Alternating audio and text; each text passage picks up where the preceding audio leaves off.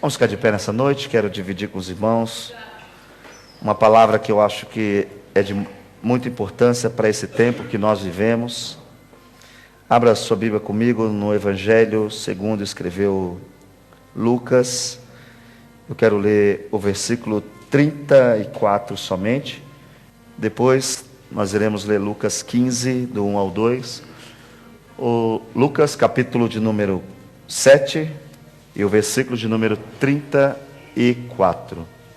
Os irmãos que acompanham de casa, dê um retorno aí se está funcionando tudo, se os irmãos estão ouvindo bem, para que os irmãos que cuidam possam estar fazendo algum ajuste.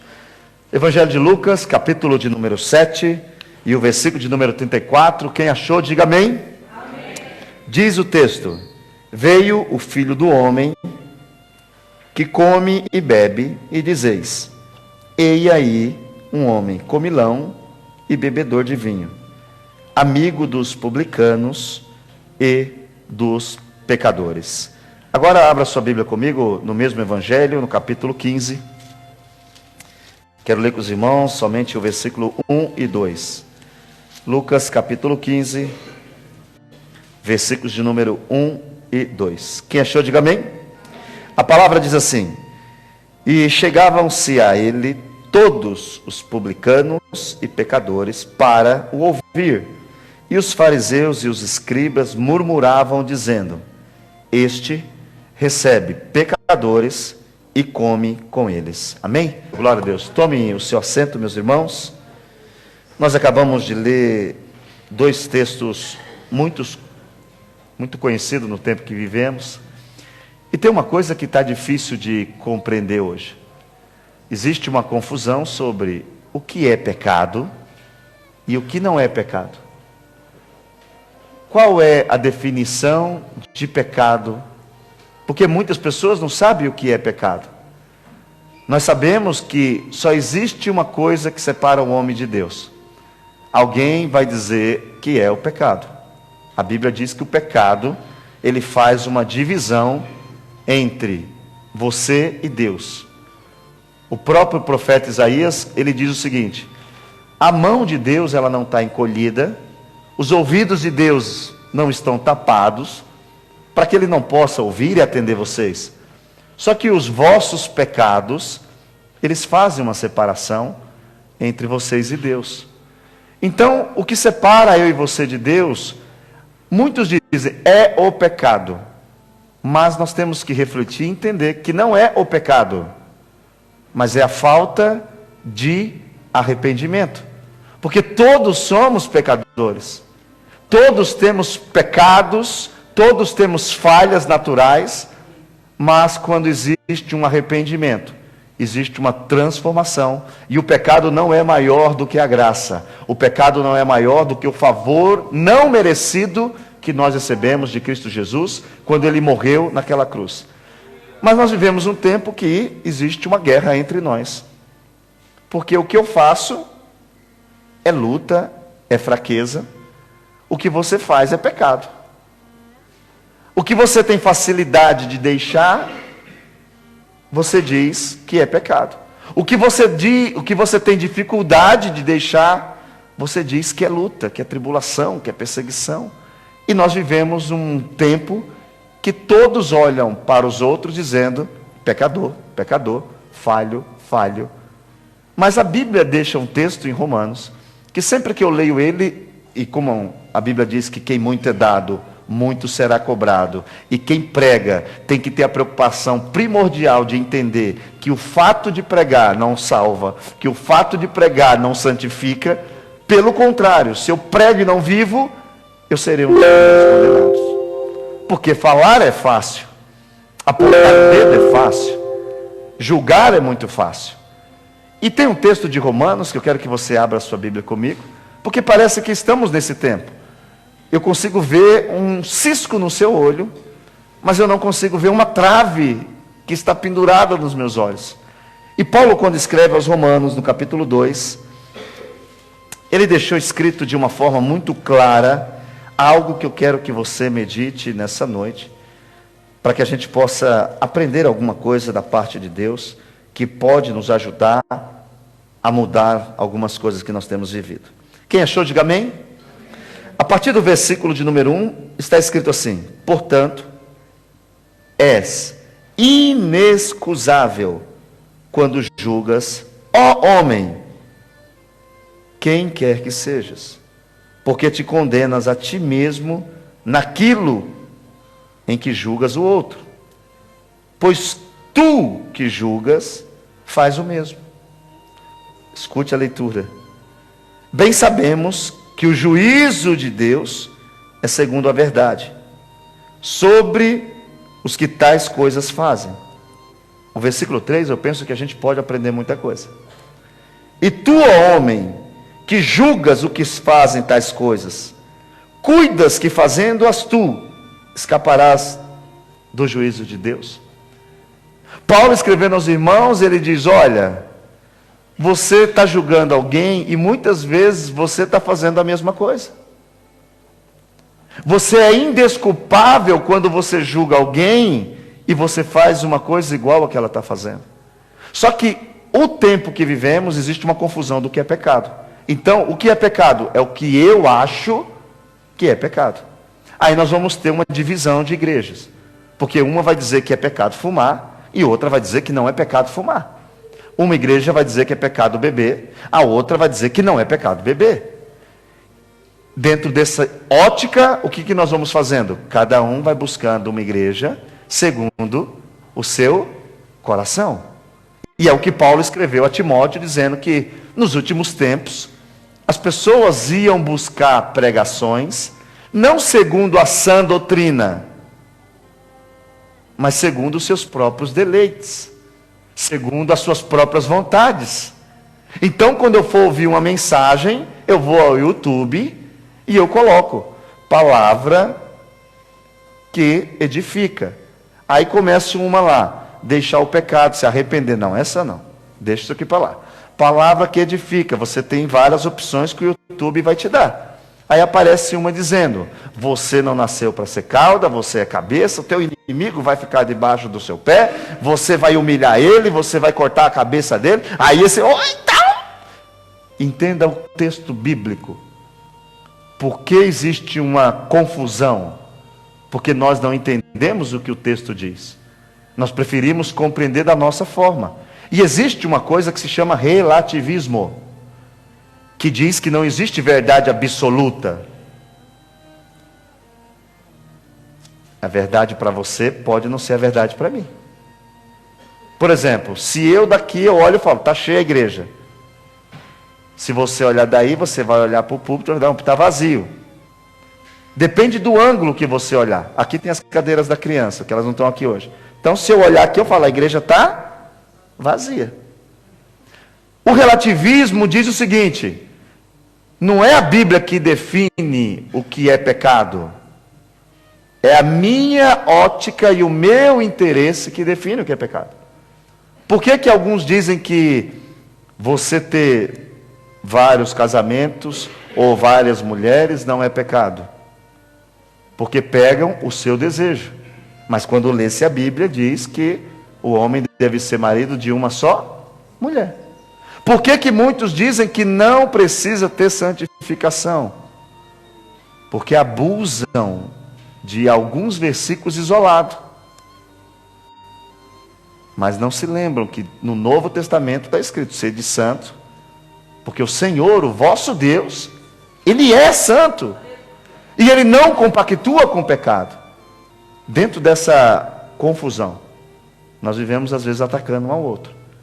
Mas o texto que nós lemos diz o seguinte: vocês têm que tomar cuidado, porque você fica indesculpável quando você acusa alguém daquilo que você faz.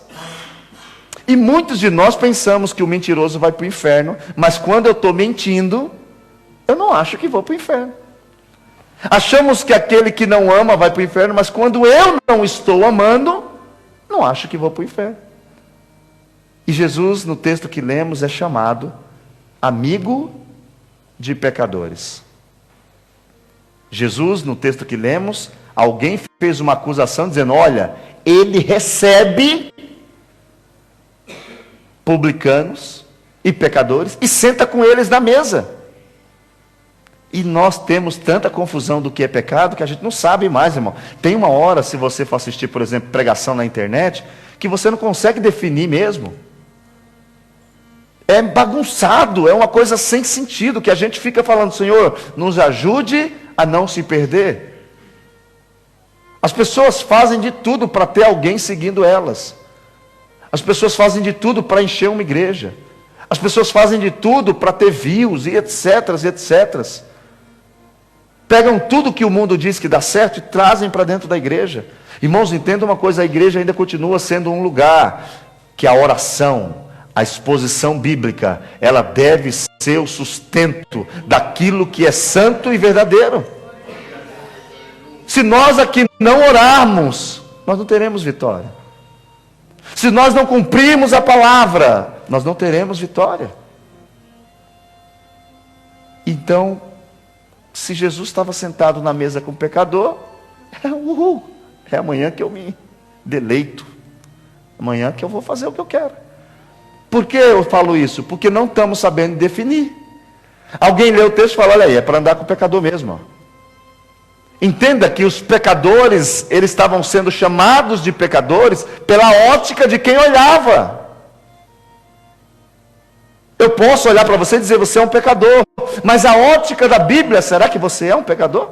Ou eu que estou te apontando que sou um pecador? Nós precisamos nessa noite entender. Existe um texto bíblico que diz algo para nós referente ao viver lá fora. Abra aí sua Bíblia, vamos ler ele. 1 Tessalonicenses, capítulo 5, e o versículo de número 22. Os versículos estão aparecendo aqui? Então, irmãos, eu vou falar e já leio. Se você se perder aí, você olha aqui e anota, para que a gente possa, de uma forma mais rápida, ganhar tempo. 1 Tessalonicenses, capítulo de número 5, e o versículo de 22. O texto diz o quê? Alguns vai estar escrito: abstende-vos de toda aparência do mal. Algumas versões diz: fugir de toda aparência do mal. Outros diz: deixai toda aparência de mal. O que é isso para nós? Tudo que parece mal, eu preciso tomar uma decisão de não estar perto. E isso não é só roupa, irmãos. Aparência de mal é conversa. Aparência de mal, muitas vezes, é tão simplesmente uma atitude de indiferença com alguém. Então, o conselho bíblico é o seguinte: toda aparência do mal, nós que somos cristãos, devemos evitar. Evite tudo que parece ser mal. Mas de quem eu tenho que me afastar? Tem alguma coisa que diz que eu tenho que me afastar de algo? Porque o texto diz que Jesus estava numa mesa com pecadores, publicanos. E o próprio Jesus repreende, dizendo: olha, meus filhos, quem precisa de médico não é quem está bom. Então, todos os irmãos aqui vão entender que nós podemos sim transitar em meio a pecadores. Todos nós aqui devemos entender que a igreja não foi feita para ficar aqui trancado um monte de santo, batendo palma um para o outro e dizendo glória a Deus, aleluia. Nós temos um chamado para sair daqui de dentro cheio do Espírito Santo e ir ao mundo e encontrar com os pecadores. Só que eu não posso me sentar na roda dos escarnecedores, que isso é diferente do que entrar para falar de Jesus. Abra a Bíblia comigo aí. Primeira carta de Paulo aos Coríntios, o capítulo de número 5. Nós vamos encontrar uma instrução que nos deve abrir os olhos, para que a gente não seja imprudente em alguns momentos e não entenda o que a palavra diz dentro do nosso viver aí fora. Quem achou, diga amém. Já por carta vos tenho escrito que não vos associeis com os que se prostituem. Para aqui, olha para mim. Primeiro conselho de Paulo: não se associeis com quem se prostitui. Então, todo mundo que se prostitui não vai ter contato comigo. Será que eu teria como conversar com alguém no mundo? Sendo que a prostituição é a fornicação, e tem sido tão comum nos dias atuais. Aí Paulo vai começar a explicar, porque os irmãos lá na época, irmãos, ele está escrevendo para Corinto, uma cidade que a prostituição era uma das mais fortes formas de trabalho. Todas as pessoas daquele tempo passavam em Corinto quando queriam encontrar uma mulher de prostituição. Era uma cidade devassa. Aí Paulo diz: não se associeis com o que se prostitui. Os irmãos fizeram assim, ó. Meu Deus do céu.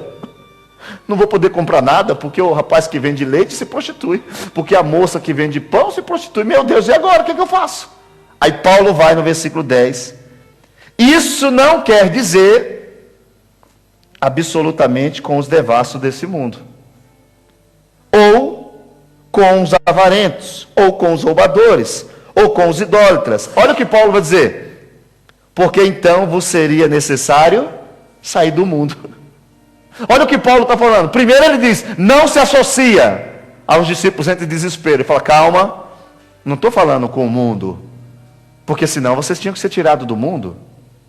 Não tem como viver no mundo sem você se relacionar com pessoas. Não tem como você demonstrar a diferença sem você se relacionar com esse tipo de gente. Só que no versículo de número 11, ele traz a instrução que a gente às vezes tem que orar para entender e não agir de forma errada. Mas agora escrevi que não vos associeis com aquele que, dizendo-se irmão, for devasso, avarento, idólatra, maldizente, beberrão, roubador, com tal, nem. Então com esse eu não posso sentar na mesa. Jesus não estava sentado com esses na mesa. Esse é o ponto. Esse é o ponto que o evangelho de hoje tem que abrir os olhos. Quem se diz irmão e é imoral, é mentiroso, é maldizente, roubador, enganador, furtador, fala sempre com segundas intenções, joga sempre indiretas imorais, mente sobre tudo que faz, aonde vai. Com esse, você não senta com ele nem na mesa. Só que a gente quer ser melhor do que a Bíblia diz. Abra sua Bíblia, deixa eu ler outro texto para você entender que aqui é onde a gente está errando. Segunda carta de Paulo aos Tessalonicenses, capítulo 3, o versículo de número 14 e o versículo de número 15. Segunda Tessalonicenses, capítulo 3, 14 e 15. Quem achou, diga amém. Escute. Mas se alguém não obedecer a nossa palavra por esta carta, notai o tal, e não vos misturei com ele, para que ele se envergonhe. Todavia, não o tenhais como inimigo. É aqui o erro da igreja de hoje. Mas admoestai como irmão. Aqui é muito bom, porque Paulo traz um laço familiar. Você tem um irmão que está fazendo tudo errado, você não concorda com ele. Então, você não fica andando com o seu irmão, porque é seu irmão. Está fazendo tudo errado, deixa ele lá. Só que você tem o entendimento que ele é seu irmão. Então, você não fica orando para ele morrer. Você não fica orando para... Não, você fica orando para ele se converter. Você não fala mal dele para ninguém, porque ele é seu irmão. Você está fazendo com ele para que ele entenda: ó, você está andando errado, eu sou teu irmão, não vou andar errado com você, mas eu estou aqui orando por você. E ao invés de fazer isso, a gente começa a tratar as pessoas que estão ao contrário como nosso inimigo. O Paulo é muito direto, ele diz: não tenha ele como seu inimigo. Não é porque alguém está andando contrário à vontade de Deus que é nosso inimigo. Nós temos que hoje entender que tem muita gente fazendo inversão do papel do cristão. Só que nós não devemos ter comunhão. Nós não devemos viver uma vida em comunhão com o pecado. A palavra em si diz que se alguém dá escândalo e você é conivente, você também acaba pecando, porque você está sendo conivente. Então, nós temos uma direção que eu não posso ficar dentro de uma mesa com pessoas que são cristãs, mas falam palavrão, homens que são cristãos, mas trazem suas esposas, jovens que são cristãos, mas fazem sexo no casamento, mulheres e homens que enganam, patrões que são cristãos, mas pagam um salário que não é justo, funcionários que vão trabalhar, enganam o patrão, mandam atestado falso, mandam um atestado, que eu digo aqui não fala atestado, eu falo atestado, parece que nem é atestado mais, mas é atestado, não sei se vocês vão entender o que é atestado lá em Portugal, mas é uma dispensa de trabalho. Irmãos que ligam para o patrão e falam, estou com dor, e às vezes não está com dor. Esse tipo de crente, deixa ele lá. Só que ele não é teu inimigo, ele é teu irmão. Aí o que você tem que fazer por ele? Orar. Porque o conselho bíblico, ele vai muito além de dizer, ora pelo teu inimigo também. Só que nós estamos às vezes, irmãos, transformando a oração em um balcão, né? Oh meu Deus, estou precisando do trabalho, vou orar. Oh meu Deus, estou precisando vou orar. A oração tem que ser comunhão, irmãos. Vim falar com o Senhor. Vim buscar a tua vontade. Como é que você sabe o que eu gosto de comer? É conversando comigo. O que você gosta de comer no café? Nada. Nada? Nada. E no almoço? No almoço, arroz, feijão, bife. E na janta? Tudo também.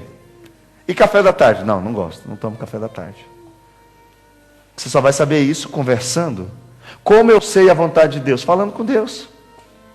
Você gostaria de ter um amigo seu que só vem para você quando precisa de alguma coisa?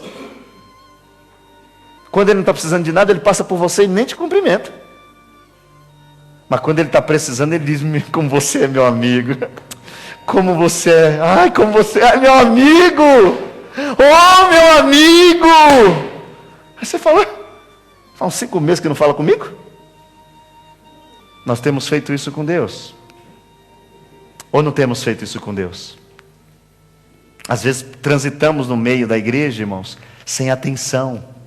Às vezes transitamos na palavra, nos versículos, sem ver a importância do versículo. Mas o conselho é que a gente não faça isso. É que a gente tenha o cuidado de entender que quando Jesus nos chama, Ele chama como está. Irmãos, isso aqui é uma coisa que também não aceitamos.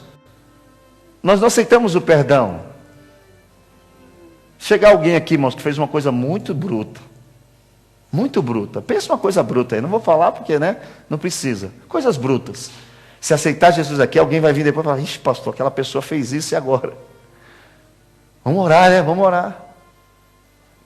A gente sempre brinca, né? A gente diz que a gente quer a salvação e a gente crê na salvação. Aí chega uma prostituta na igreja. As esposas falam o que para os maridos? Se eu ver cumprimentando sozinho, já sabe, viu? Então você passa longe. E eu não estou aqui dizendo que não tem que ter vigilância, ok? A vigilância deve existir, ela é viável, importante. Mas eu digo o sentimento, porque não se fala para vigiar. Fala porque não crê na transformação. Se entrar alguém aqui que matou alguém, a gente já... O cara matou alguém, gente. Misericórdia, não brinco com ele não. Pastor, não repreende não. Porque muitas vezes nós não cremos no perdão. E nós só estamos aqui nessa noite porque nós alcançamos o perdão. Perceba que é algo que nós precisamos meditar. O Senhor te chama como você está, irmãos. Não importa o que você fez, não importa como você está. O chamado é, vem. Só que depois que vem, tem que te transformar. O que não transforma não é evangelho. E o problema, mais um problema de hoje. A gente vem para a igreja, irmão, escuta tanta mensagem, tanta pregação e continua igual. Olha o que o texto bíblico diz. Abra aí sua Bíblia comigo. Efésios, capítulo de número 4. Quero ler o versículo de número 25. Efésios, capítulo de número 4. E o versículo de número 25. Quem achou, diga amém. Pelo que? Deixai a mentira e falai a verdade, cada um com o seu próximo, porque somos membros uns dos outros. Isso é algo que nós precisamos orar. Nós aqui somos membros uns dos outros. Irmãos, nós temos vivido algo que creiamos nisso a cada manhã. Algo que Deus tem feito, porque somos todos diferentes. Alguns foram criados a pão de ló, outros foram criados sem pão. Uns tiveram educação de alto nível, outros não tiveram educação. Mas nós temos entrado aqui, temos orado, e Deus fala com todos da mesma forma, enchendo todos da mesma forma, e nós se olhando, se vemos todos da mesma forma, alcançados pela graça, filhos de um Pai, e todos temos vivido esta bênção. Esse sentimento é o que faz crescimento espiritual. Um só corpo, um só batismo, um só Senhor e Pai de todos. Membros não se preocupam com a função. O meu cabelo, por exemplo, hoje ele recebeu vários carinhos. Acordo de manhã, passo a mão nele. É o cabelo. Tem a função de ser cabelo. Tem que estar decorando o teto. Tem irmãos aqui que o teto está lustrado. Brincadeira só para vocês verem um pouco. O cabelo não reclama de ser cabelo.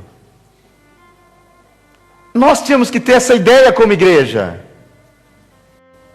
Cada um é importante na sua colocação. Só que nós agora temos uma moda que na igreja tem os vasos, né?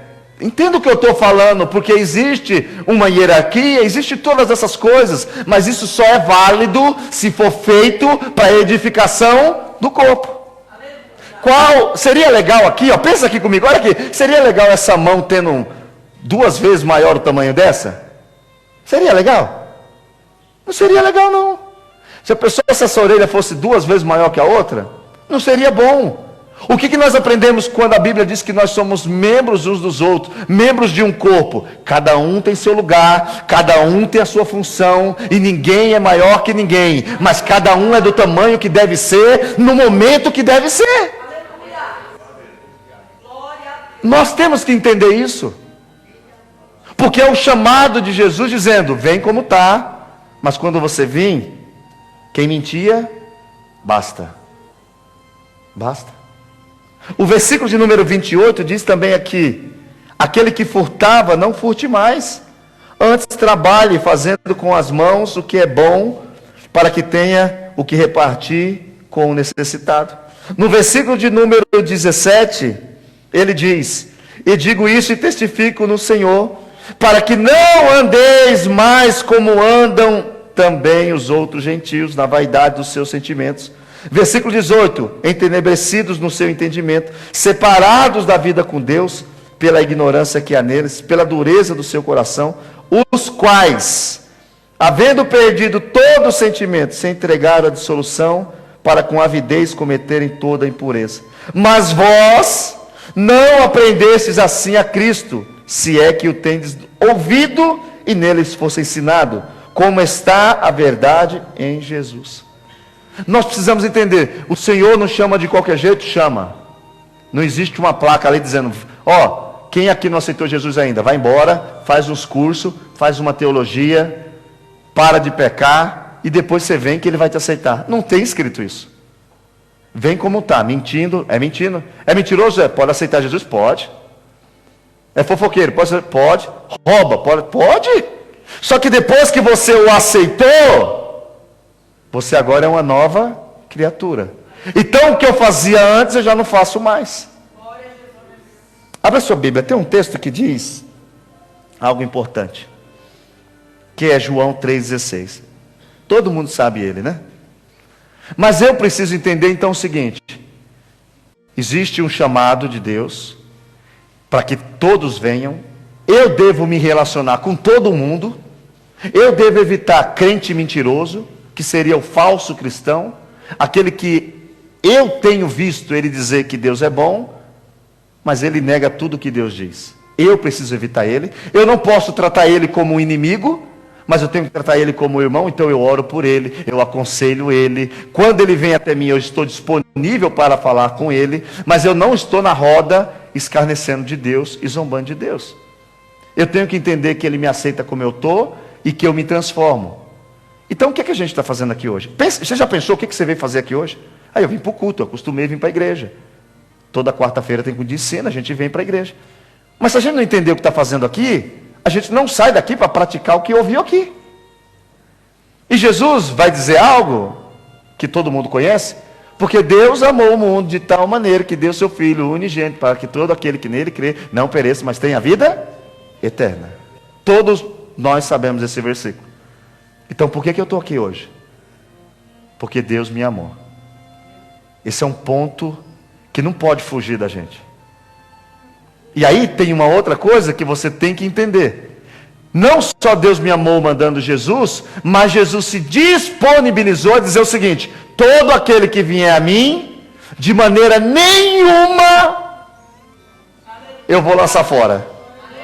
Então não importa quem chegou aqui, não importa como você veio aqui, mas se você veio na presença de Jesus, algumas pessoas vão dizer que não dá para te receber, mas Ele não vai te lançar fora. Nós precisamos entender que tem esse chamado. Mas abre a sua Bíblia, eu quero ler um outro texto, Romanos 5,8, que é um dos textos que mais dá fastílio na mente humana para compreender o amor de Deus. Olha o que diz esse texto.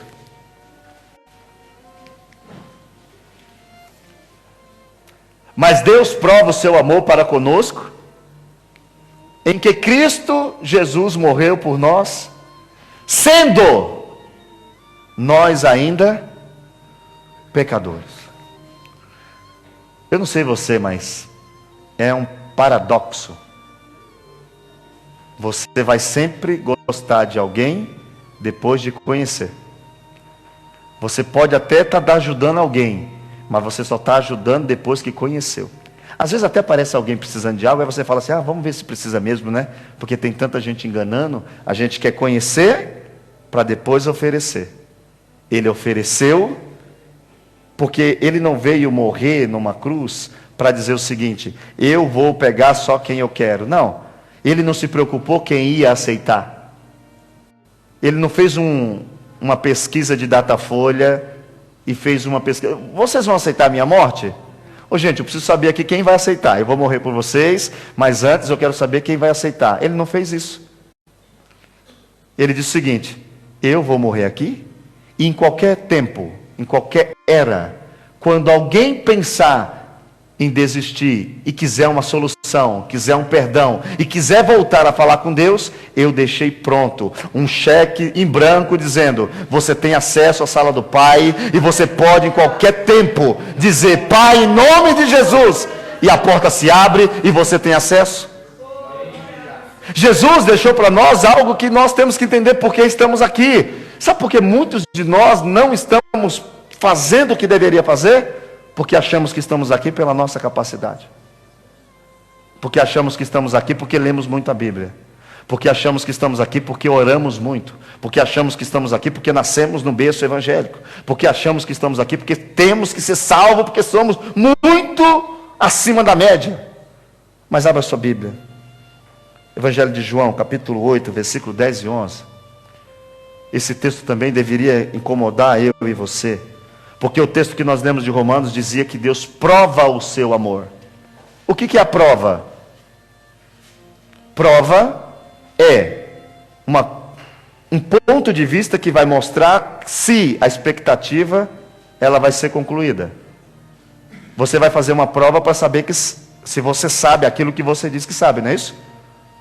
Passou na prova? Passei. Sabia. Às vezes você acha que sabe, e quando você pega a prova na mão, o que você fala? Acho que a professora não deu essa matéria. A Bíblia diz que o Senhor prova o seu amor. Aí quando você vê em João capítulo 8, no versículo 10, versículo 11, nós temos um relato que trazem para Jesus uma mulher pega no ato de adultério. Ela não foi, escuta aqui, ela não foi pega mandando mensagem de WhatsApp de adultério. Ela não foi pega piscando para alguém. Ela não foi pega dando em cima de alguém, não. ela foi pega no ato de adultério. Ela estava em cima de algum lugar, com alguma pessoa, no ato de adultério. Trazem ela para Jesus. E a gente gosta muito de pegar o pecado do irmão e lembrar da lei. Vivemos uma era que é fácil pegar o pecado dos outros e lembrar da lei. Mas se lembre que você está aqui hoje, porque quando ele viu o teu pecado, ele se lembrou da graça. É preciso entender por que eu estou aqui hoje.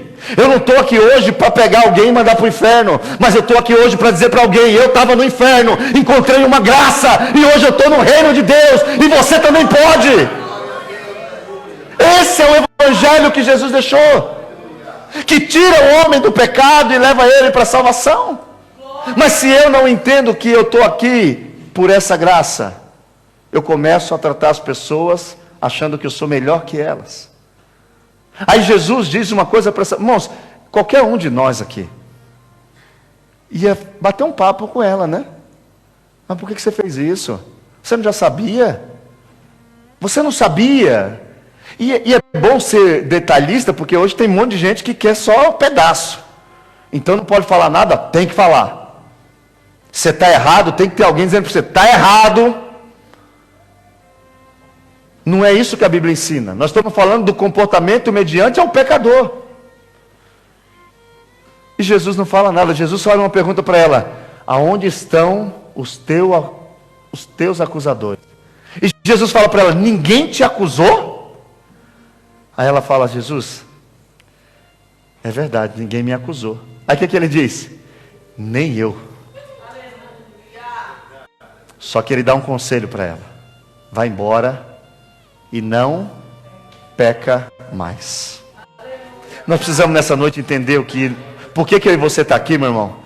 E talvez você nunca caiu, talvez você nunca se desviou. Mas quantas vezes ele foi atrás da gente e disse: não peca mais, vai embora, vai embora. E as pessoas querem justificativa, as pessoas querem às vezes uma disciplina de tempo, de hora. E eu quero que você entenda o que eu estou falando de novo, porque tem gente que vai dizer: então tem que disciplinar. Não, tem que disciplinar. A disciplina faz parte do processo. Mas se não for disciplinado com amor, morre. Se não for disciplinado para salvar, morre. Quando alguém vai no hospital doente, o médico não dá um veneno. As pessoas chegam no hospital e dizem: eu estou com câncer. Aí o médico fala o quê? É maligno. Quando ele diz que é maligno, o que ele está dizendo? Não tem cura. Então tá bom, se não tem cura, para que gastar? Eles fazem isso? Não. Vamos aplicar uma quimioterapia, vamos aplicar um medicamento, e vai tentando, e vai tentando. Mas gente, se não tem cura, por que está fazendo? Porque o papel do médico é levar a vida. O nosso papel como cristão é ver alguém pecando e dizer: sai daí, sai daí, sai daí. Mas ao invés de fazer isso, o que a gente faz hoje? Empurra para dentro. Em nome de Jesus, nessa noite, abre o teu coração e entende que o Senhor, Ele está querendo dizer para mim e para você: vocês só estão aqui porque eu salvei vocês. Então nessa noite, toma uma postura e vai para fora salvar alguém. Toma a tua vida como exemplo e vai levar a minha palavra para alguém. Abra sua Bíblia, por gentileza. Lucas capítulo 18 e o versículo de número 9. Irmãos, eu não sei se você faz isso, né? Porque é uma questão de costume, não é de inteligência, não, é de costume. É você se acostumar a se deleitar com palavras ditas por Jesus. É você se deleitar com o que Jesus pronunciava. Eu não sei se você já leu isso e ficou degustando assim, ó. Pensou Jesus falando para aquelas pessoas? Aí o texto de Lucas, no de número 18, e o versículo de número 9, está escrito assim: e disse-lhes também esta parábola a uns que confiavam em si mesmo, crendo que eram justos, e desprezavam os outros. Olha o que Jesus vai fazer. Ele viu um monte de gente dizendo assim: eu sou melhor que você, hein? eu não posso falar com você não, eu sou santo. Oh, meu irmão, não fala comigo, eu estou na consagração. Sabe quando Jesus falou que as pessoas falavam que ele era comilão e beberrão? Porque aonde ele chegava, ele não fazia desfeita, não. Ele entrava numa casa, a pessoa, come comigo, vou comer. Não, mas olha, nem está jejuando, só está comendo. Nós tínhamos que passar muito mais tempo lendo Bíblia, muito mais tempo orando para fazer o que Cristo quer.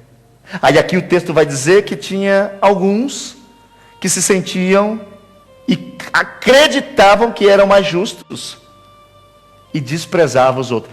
Crer que é justo não é pecado. Você falar, eu estou me santificando sim. Agora, se desprezar os outros, não. Porque quando você não estava santificado, ele não te desprezou. Porque quando você estava no pecado, ele não te desprezou. Nós precisávamos entender isso. Nós precisávamos colocar isso dentro do nosso cara e falar, peraí, aquele camarada lá, ele está lá perdido, mas eu já estive lá. Toda vez que ele se encontrar comigo, ele vai ter vontade de estar comigo. Toda vez que ele veio, ele vai falar assim, nossa, aquele cara conseguiu, ele conseguiu, ele conseguiu. Mas o problema é que nós, em vez de levar Cristo, a gente afasta Cristo. E sabe por que não está tendo transformação em muitas vezes? Porque quando a gente senta na mesa, não estamos que nem Cristo, falando de Cristo, de salvação. Estamos na mesa falando de prostituição. Estamos na mesa falando dos outros. Estamos na mesa querendo o mal de alguém. E aí quando tem isso, a Bíblia diz que o Espírito Santo, ele se retira. Nós precisamos hoje orar. E o texto vai dizer sobre esses homens, depois você lê em casa para a gente ganhar tempo, que eles foram orar. Jesus falou assim, vou contar um testemunho para vocês. Um chegou lá, irmão, já chegou. Olha, não, vamos ler porque é bom, porque olha só, se não parece que foi ontem. 2 homens subiram ao templo a orar. Um fariseu e o outro publicano. E aqui é um pastor, tá bom? Pega eu. O pastor Valdomiro subiu para orar e um visitante. Que chegou bêbado e está todo... Aí eu fui lá. Vamos pegar para a gente entender? O fariseu estando de pé, orava consigo desta maneira. Ó Deus! Ó! É crente, hein? Ó Deus! Graças te dou, porque não sou como os demais homens, roubadores, injustos e adúlteros, nem ainda, ó, ele caiu aqui, ó, nem ainda como este. Continua o texto. Eu jejuo 2 vezes por semana, ô glória, eu dou dízimo, tá, eu estou dando dízimo, eu vou ficar rico, de tudo que possuo. O publicano, porém, estando de pé de longe, nem ainda queria levantar. Irmãos, isso daqui é muito profundo. Nem ainda, Jesus está falando para um pessoal que se sentia poderoso. Nem ainda se sentia, olha lá, o publicano, porém, estando em pé de longe, nem ainda queria levantar os seus olhos ao céu, mas batia no peito, dizendo, ó Deus, tem misericórdia de mim, pecador.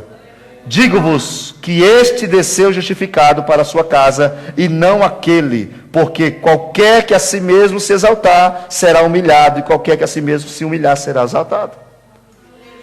Ninguém está aqui por mérito próprio. Ninguém. Começa daqui de cima e até lá. Todos estamos aqui pela graça. Todos estamos aqui por um favor imerecido. Todos estamos aqui porque Ele olhou para nós com compaixão. Ele olhou para nós e disse, eu vou te salvar. Eu penso que quando eu estava no pecado, né, o Espírito Santo olhava e falava, esse aqui eu vou pegar ele. Deixa ele. Eu vou pegar esse daqui, eu vou pegar. Deixa ele. Quando eu estava lá tacando pedra nas igrejas com estilingue, quebrando vidro de igreja, e aquele dia lá que os irmãos me pegaram e levaram lá na frente e oraram por mim, aquele dia o Espírito Santo, espera, tu acha que vida de pastor é fácil? Espera, tu deu trabalho para a igreja, os irmãos tiveram que comprar o vidro, tiveram que arrumar o telhado, né? Agora tu vai ver quando tu tiver que arrumar a igreja, tu vai se lembrar de mim, tu vai se lembrar daquele dia, e tu vai ficar quietinho. Porque se eu fosse fazer com você o que você merecia, você estava morto. Então a graça que eu apliquei a você, aplique a alguém. O amor que eu apliquei a você, aplique a alguém. E aqui nós não estamos dizendo para ser eu ia usar uma palavra aqui que é feia, e como tem, às vezes eles recortam, não aplique uma visão de quem não tem entendimento. Ah, então agora eu tenho que ser um bobão da corte. Não, não. Equilíbrio. Nem santo demais, nem pecador demais. A Bíblia manda eu e você ser equilibrado. E não se esquecer, pecado é pecado, irmãos. Brinca com ele aí, fica aí. Agarra o pecado e se abraça. Você vai morrer. Morre, irmãos. Todo mundo que peca, começa a morrer espiritualmente.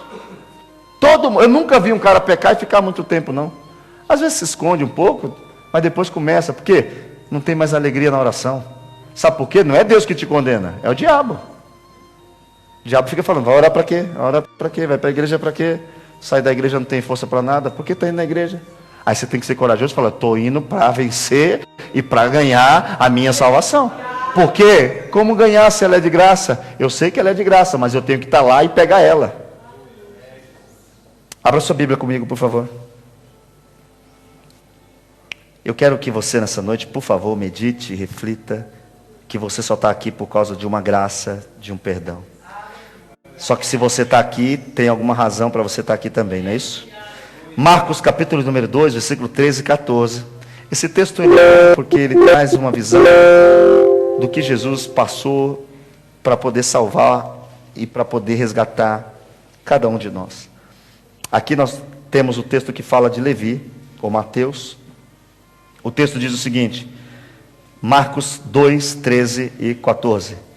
E tornou a sair para o mar, e toda a multidão foi ter com ele, e ele os ensinava. E passando viu Levi, filho de Alfeu, sentado na alfândega, e disse, segue-me. E levantando-se, seguiu. Isso daqui vai gerar um combatimento, porque Levi era um cobrador de imposto. E para os judeus, ele era um traidor. E todo cobrador de imposto, como no tempo de hoje, eles levam uma vantagem em alguns momentos na fiscalização da contabilidade. Você já pensou que muita gente, quando você veio para a igreja, disse, não, não vai não. Não, esse não. Às vezes alguém aceita Jesus, alguém fala, não, esse não, meu Deus do céu. Quando ninguém te quer, Ele te quer. Jesus foi criticado por salvar pessoas. Muitas pessoas falam mal de Jesus porque Ele te salvou. Muitas pessoas falam mal de Jesus porque Ele te salvou. E sabe por que falam mal? Porque você não está aproveitando a salvação que Ele te deu. Porque você recebeu de graça. Só que você vive uma vida fora do que Ele tem para você. E tem gente doida para que eu e você saia da igreja. Tem gente doida, mas não é Deus que está doido para você sair da igreja. Ele continua dizendo, eu morri por você. Eu quero você. E se Jesus então passou por muitas acusações por buscar eu e você, o que a gente está fazendo aqui? Para que a gente está aqui? E eu quero tentar de uma forma muito rápida que você lembre 2 Coríntios capítulo 3, versículos 2 e 3, onde a palavra diz de forma muito clara, e aqui você também tem que começar a entender de forma muito transparente o texto bíblico.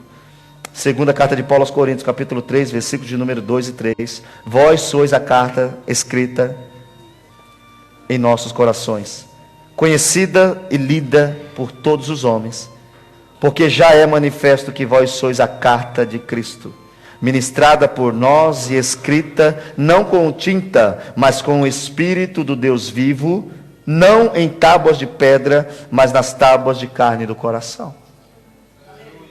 Nós estamos aqui para ser uma carta. Nós estamos pela graça, mas agora nós somos uma carta. O que é isso? Agora nós somos uma referência dele. Aonde eu chego, alguém lê. Perdão, misericórdia, santidade, amabilidade. Será que eu e você temos isso? Quando se lê uma carta, se faz uma ideia de quem a escreveu. Quem eu digo que escreveu em mim? Um Deus santo, verdadeiro? Ou um Deus que só diz o que não pode e o que não pode? Nós precisamos nessa noite entender que Jesus, Ele sentava com os homens, e quando Ele saía, todos eles ou eram carta de Cristo, ou negavam a Cristo. Quem somos nós aqui? Carta de Cristo ou estamos negando a Cristo? Nós estamos aqui, irmãos, com um objetivo. Nós não estamos aqui para passar um tempo. Nós estamos embora para ir embora hoje. Peraí, eu sou uma carta de Cristo. Eu sou escrita pelo Espírito Santo, lida por todos os homens. Aonde eu chego, alguém vai ter que ler, o vento vai passar, as letrinhas vão balançar e alguém fala, é diferente. Eu digo e confirmo, crente não precisa dizer que é crente. ele é lido. Alguém vai ter que falar, tem alguma coisa ali. Aí quando conversa com ele, fala, sabia que era crente. Não respondeu, não falou palavrão, não brigou, não ofendeu, se segurou, respeitou, sorriu. A vizinha dele falou assim, mas perché sei sempre felice? Que coisa fai? Ele disse, ma eu sono sempre felice? Sì, sempre sei così. Ah, mas questo è normale, io sono felice. Ma che cosa fai tu? Sono pastore. Ah, adesso io capisco tutto. Nós temos que ser a luz desse mundo. Eu sei que o mundo está tentando nos parar. Eu sei que o mundo está tentando fazer algo, mas entenda isso, você não está aqui só para ser membro de uma igreja. Você está aqui para ser carta. E carta tem destinatário. E os destinatários estão lá fora esperando eu e você sair, para eles lerem e alcançar o que eu e você alcançou. Graça, misericórdia e perdão. Nesse tempo era Jesus que ia, irmãos. Mas hoje quem vai somos nós. Abra sua Bíblia por gentileza. Marcos, capítulo de número 16 e o versículo 15. Outro versículo que nós temos que sempre se lembrar dele. E disse-lhes, ide por todo o mundo, pregai o evangelho a toda criatura. Nós estamos aqui para sair daqui e levar o que a gente recebeu. Entenda uma coisa, se a tua fé, isso daqui está escrito lá em Tiago. Você crê em Deus? Os demônios também creem. E eles estremecem. Se eu e você cremos só em Deus, e essa fé, ela não me faz se mover pelo reino de Deus, pode ser que seja uma fé diabólica, só de medo. Uma fé de medo de não sofrer alguma coisa. Que a gente possa hoje fazer como Jesus. Ir na mesa dos pecadores. Mas não para ser pecador, mas para falar que há uma esperança para eles. Você só está aqui pela graça, e você está aqui para divulgar essa graça. Então, se você não tem feito nada, comece a agir corretamente. Porque você agindo corretamente, você estará pregando o evangelho. A melhor pregação é a atitude. Jesus chega a dizer, esse povo me honra com a boca, mas o coração está longe de mim. Tiago diz, não sejais ouvintes esquecidos, ouvindo e não praticando. Que a gente possa receber graça nessa noite. E que a gente possa ir embora sabendo, eu estou aqui pela graça, e eu estou aqui para levar essa graça para mais pessoas. Amém? Fique de pé, vamos orar ao Senhor.